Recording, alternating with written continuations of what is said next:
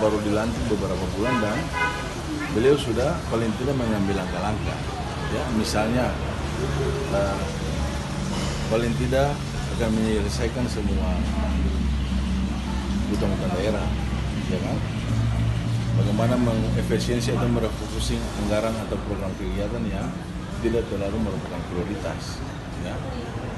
Yang berikut paling tidak ada reformasi birokrasi untuk bagaimana menciptakan sebuah clean government dan good government. Tapi sejauh ini kepemimpinan pejabat ini Kalau menurut saya beliau responsif terhadap kebijakan maupun terhadap masyarakat. Beliau bertindak cepat dan komunikatif serta transparan, sangat komunikatif. Nah, komunikatif itu kan bisa dengan masyarakat, dengan DPRD maupun dengan insan pers sebagai pilar demokrasi. Dan mari kita semua menyadari semua bahwa kota ini lagi disclaimer.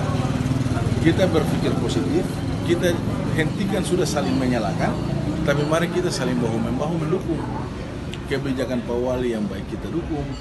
Kalau kebijakannya misalnya dianggap kurang baik, kita memberikan solusi, mengkritik, tapi juga memberikan solusi yang positif.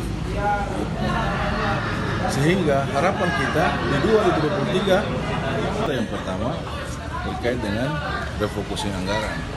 Supaya yang pertama kita bisa membayar hutang pihak ketiga atau hutang-hutang daerah, dan yang kedua kita bisa stabilkan arus kas di APBD berikut. Ya.